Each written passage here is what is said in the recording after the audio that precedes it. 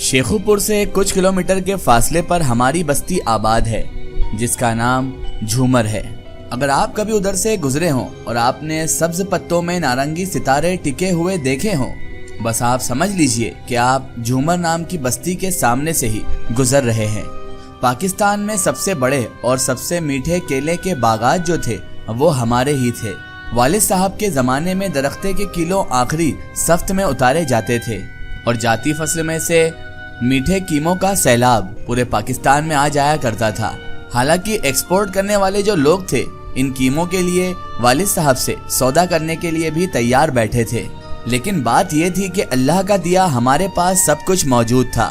कीमों के ये बागात तो वालिद साहब ने बस्ती झूमर के सजावट के लिए ही लगाए गए थे, वरना हमारी तो बेशुमार जमीनें भी थी और हमारी शहरी जायदादें भी मौजूद थी, जिनकी आमदनी से हमारी बेहतरीन गुजर बसर हो रही थी।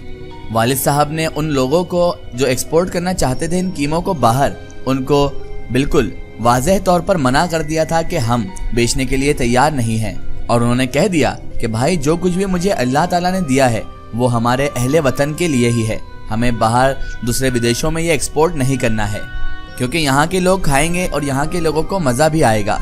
बाहर भेजकर थोड़े से पैसे ज्यादा ही हो जाएंगे ना, ये भी भला कोई अच्छी बात है कि थोड़े पैसों के लिए अपने ही देश वालों को महरूम रखें। घर वालों को भूखा मार के बाहर के पेट भरना हमारी रिवायत नहीं है और ना ही मैं इसका कायल हूँ।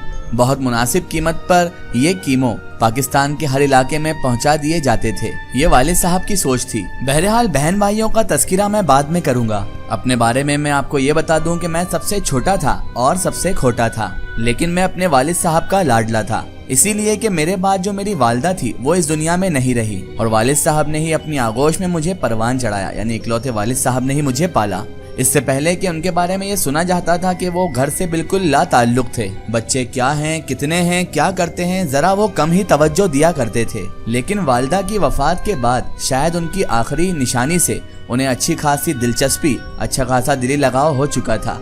मेरी परवरिश जो थी वो बड़े लाड़ और प्यार से हो रही थी। मुझसे जो बड़े भाई थे वो इसी वजह से खाइल थे। मैं बेपनाह शरारती लड़का था। मेरी फितरत में बेपनाह शरारत कूट कूट कर भरी हुई थी। हर कोई होता जो मेरी शरारत की गवाही दिया करता था, वो यही कहते थे कि मेरा शैतान से बहुत गहरा वास्ता है। ऐसी ऐसी शरारतें मैं किया करता था कि सब लोग आजिज आ जाते थे, यानी परेशान हो जाया करते थे। जमींदार साहब का मंजूर नजर और सबसे छोटा था लेकिन सबसे ज्यादा खोटा था, इसीलिए लोग मेरे वालिद की वजह से मुझे बर्दाश्त कर लिया करते थे। मैंने अपनी जिंदगी में क्या नहीं किया था, होश संभालने के बाद सारी बातें मुझे अच्छी तरह से याद हैं। मैं ऐसी ऐसी शरारतें करता कि बस देखने वाले देखते ही रह जाया करते थे मुझे। मौलवी चाचा मेरे दस्ते राज थे और वो बड़े अच्छे आदमी भी थे और मुझसे बड़ी मोहब्बत भी करते थे और मेरी हर ख्वाहिशें वो ही पूरी किया करते थे। मसलन आतिशबाजी यानी बम फटाके का हुसूल हो, चाहे दूसरी ही मेरी ख्वाहिशात क्यों ना हो, बेचारे मीलों चलकर जाते थे और मेरे लिए आतिशबाजी यानी बम फटाकर लेकर आते थे। बम फटाके मेरे हाथ लग जाएं फिर भला बस्ती वालों की शामत ही आ जाती थी। भला दुम में फटाके बांधकर उनमें आग लगा देना और फिर भैंस की पूंछ में बंधा हुआ बम जैसे ही फटता तो भैंस की फैलाई हुई तबाही, और फिर माली बाबा की चारपाई में धमाके वाले बम मारना और आग लगाकर भाग जाना और इसके बाद माली बाबा का मेरे पीछे दौड़ लगाना। गर्ज ये कि ये सारी शरारतें मैं ही किया करता था और मौलवी चाचा जो थे वो मेरे सरपरस्त हुआ करते थे। उनकी जहानत ने मंजिले आम पर मुझे हमेशा से आने के लिए, अपनी मंजिल पाने के लिए हमेशा आगाह किया था। वैसे मेरे जो साथी थे उनकी टोली जो थी वो ये बात अच्छी तरह से जानती थी कि इन शरारतों के पीछे आखिर कौन है। वैसे जानने वाले तो जो थे वो और भी बहुत कुछ जानते होंगे, लेकिन कभी किसी ने वालिद साहब को मेरी शिकायत नहीं की थी। अलबत्ता मेरे जो भाई थे वो इस ताब में लगे रहते थे कि किसी तरह वालिद साहब की नजरों में मेरा ग्राफ जो है वो गिरा दें। खैर दोस्तों, ये तो थी मेरे बचपन की शरारतों की बातें, लेकिन अब मैं उस रात की आंख मिचोली का जिक्र करूंगा जब 14वीं का चांद आसमान पर खिला था और जमीन पर उसकी चांदनी का राज था। रात की इस तारीकी में हवेली से बाहर निकलने का जो रास्ता था वो मैं बखूबी जानता था, और ये रास्ता जो था वो मेरी जाती दरियाफ्त थी।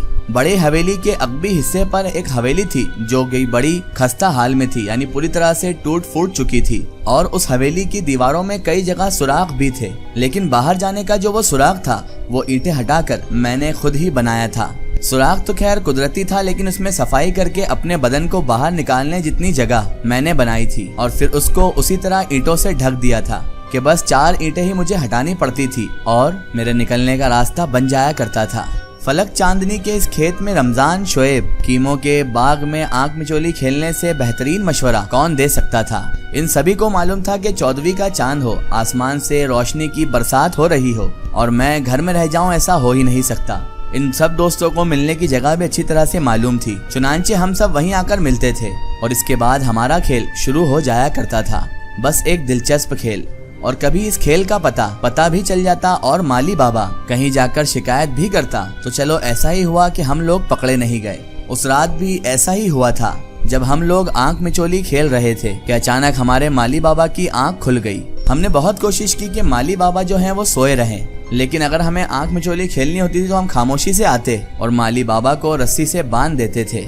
2-3 बार ऐसा ही हुआ, लेकिन उसके बाद माली बाबा ने छोड़ दिया और अपनी झोपड़ी में कुंडी लगाकर वो सो जाया करते थे।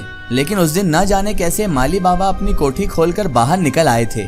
बात ये थी कि कीमो वो फल पक चुके थे, बल्कि पक ही रहे थे, और बस्ती के आवारा ओबाश, आवारा नौजवान जो थे वो कीमो को रात को आकर चोरी करके खा जाया करते थे और अच्छी खासी तादाद में कीमो की खेती को नुकसान पहुंचा दिया करते थे। माली बाबा जो थे वो उन कीमों की हिफाजत के लिए निगरान थे। फिर चांदनी रात में लड़कों को भागना पड़ा। अब भला इतना खूबसूरत माहौल छोड़कर घर कौन आ सकता था। हम सब अब दरख्तों पर चढ़ गए और मैं खुद भी एक दरख्त पर अब चढ़ बैठा था। माली बाबा किसी चोरों की तरह ताक कर कदम रख रहा था ताकि वो हम में से किसी लड़के को चोरी छुपे पकड़ ले और हमें जुर्म कबूलवा ले। अभी माली बाबा एक दरख्त के नीचे से गुजर ही रहा था कि अचानक ही शोएब जो मेरा दोस्त था उसके बुरी तरह चीखने की आवाज आई और इसके बाद वो धप से अचानक से ही माली बाबा के ठीक ऊपर ही गिर पड़ा। शोएब तो खैर किसी शरारत से चीखा या फिर किसी और वजह से, लेकिन क्योंकि माली बाबा के ऊपर सीधा आकर शोएब गिर गया था और माली बाबा खुद उसके नीचे जमीन पर गिर गए थे और वजन उनके ऊपर गिरने की वजह से माली बाबा की जो चीखें थी वो शोएब से भी ज्यादा जोरदार थी। हम सब जो थे वो सब के सब हैरत में ही मुब्तला थे। अब हमें तो समझ में ही नहीं आ रहा था कि किया जाए तो आखिर क्या किया जाए। माली बाबा ने बड़ी मुश्किल से अपने आप को उसके नीचे से निकाल लिया था। शुक्र है कि वो इस वक्त हाथ में लालटेन लिए हुए नहीं था, वरना लेने के देने पड़ जाते हम सब लोगों के, क्योंकि अगर लालटेन होता तो लालटेन तो टूटती ही, लेकिन शोएब ज्यादा जख्मी हो जाता और माली बाबा भी अच्छा खासा जख्मी हो जाते। बहरहाल अब हमारी मजबूरी थी। जब माली बाबा ने चांदनी में शोएब को देख लिया तो वो एक बार फिर से बुरी तरह चीखने लगे, चिल्लाने लगे और इसके नतीजे में शोएब को बचाने की वजह से, माली बाबा को चुप कराने की वजह से हम सबको भी दरख्तों से नीचे उतरना पड़ा। और उसके बाद हमने जो मंजर देखा था वो बड़ा ही दर्दनाक मंजर था। शोएब पर गशी सी तारी थी, बेहोशी सी तारी थी और वो अजीब ही कैफियत का शिकार भी हो चुका था। लेकिन दोस्तों सबसे ज्यादा हैरानकुन बात ये थी कि उसका पूरा का पूरा जिस्म खून में तरबतर हो चुका था। उसके हाथ भी खून में लथड़े हुए थे। कपड़ों से तो ऐसा मालूम होता था जैसे कि शोएब को ज़िबाह कर दिया गया हो। हमने ऐसा खून इससे पहले तो बकरीद पर हमारे यहाँ कुर्बानी होते हुए ही देखा था और उस कुर्बानी का खून भी हर तरफ फैल जाया करता था। उस वक्त शोएब के पूरे जिस्म से भी खून ऐसे ही निकल रहा था जैसे कुर्बानी के बकरे से निकलता है। माली बाबा भी था जो खौफ से चीख रहा था, देखो तो सही इसे क्या हो गया। शोएब को जब देखा गया तो वो पूरी तरह से अब बेहोश हो चुका था, लेकिन ये जो खून था वो उसके जिस्म के किसी और हिस्से से निकल रहा था। थोड़ी देर के बाद तहकीकात से ये साबित हो गया कि शोएब जख्मी बिल्कुल भी नहीं था। उसके जिस्म और चेहरे पर कुछ खून लगा हुआ था। ये बड़ी हैरत की बात थी। माली बाबा वहाँ से चला गया और कहने लगा, यहाँ ठहरो, मैं अभी लालटेन जलाकर वापस लेकर आता हूँ। बहरहाल माली बाबा जैसे ही थोड़ी देर बाद वापस आया तो वो अकेला नहीं था, बल्कि उसके साथ उसके बेटे भी मौजूद थे जो अच्छे खासे हट्टे कट्टे नौजवान थे। उन्होंने हाथों में लाठियां पकड़ रखी थी और ना जाने किस ख्याल के तहत वो यहाँ पर आन पहुँचे थे।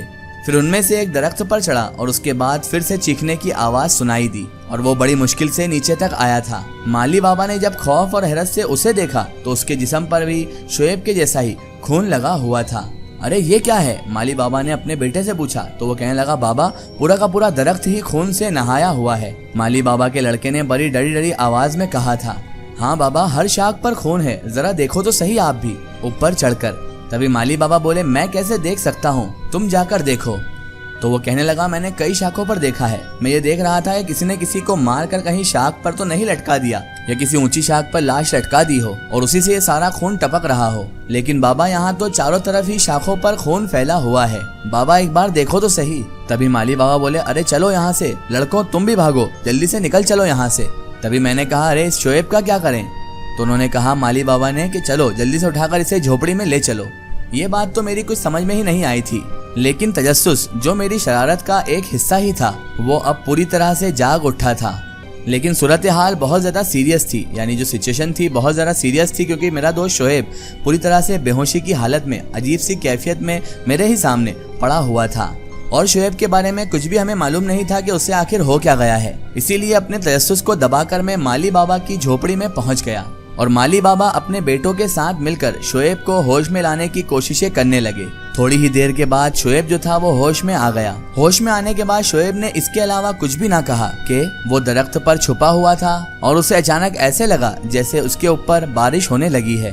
पहले तो वो यही समझा कि शायद बारिश की बूंदें ऊपर से उस पर पड़ रही हों और वो भीग रहा हो, लेकिन अचानक ही उसे ये ख्याल आया कि चांदनी रात है, चांद निकला हुआ है और चांदनी चारों तरफ अपना राज बसेरे हुए है, तो फिर ये बारिश कहाँ से आ रही है मेरे ऊपर? तो फिर बारिश कैसे हो सकती है जब खुला आसमान मेरे सर के ऊपर मौजूद है? और उसके बाद जैसे ही चांदनी की चमकती हुई रोशनी में उसने अपने हाथों को देखा तो उसे उन पर खून नजर आने लगा और उसके बाद गीली शाखों ने उसे ये अच्छी तरह से एहसास दिला दिया, उसे ये महसूस करवा दिया कि इस दरख्त पर हर शाख पर, पूरी डगालों पर खून ही खून बिखरा हुआ है। इस वजह से फिर शोएब चीखने लगा। माली बाबा का ये सब वाकया सुनकर चेहरा खौफ से सफेद पड़ चुका था। उसके दोनों बेटे भी बहुत ज्यादा खौफजदा से और वो कहने लगे, जिस दरख्त पर तुम गए थे वो दरख्त बहुत ज्यादा आसेब ज़दा है। उस दरख्त पर किसी का साया है, किसी आसेब का, जिन्नात, भूत वगैरह का। पहले भी उस दरख्त में ये सब कुछ देखा जा चुका है, यानी कि उस दरख्त में अजीबोगरीब आवाजें सुनाई देने लगती हैं। माली बाबा को भी ये बात अच्छी तरह से मालूम थी कि वो दरख्त जो है वो आसेब ज़दा है, इसीलिए वो रात को कभी भी उस तरफ नहीं जाता था। उसके बेटे को भी अब खौफ से बुखार चढ़ आया था।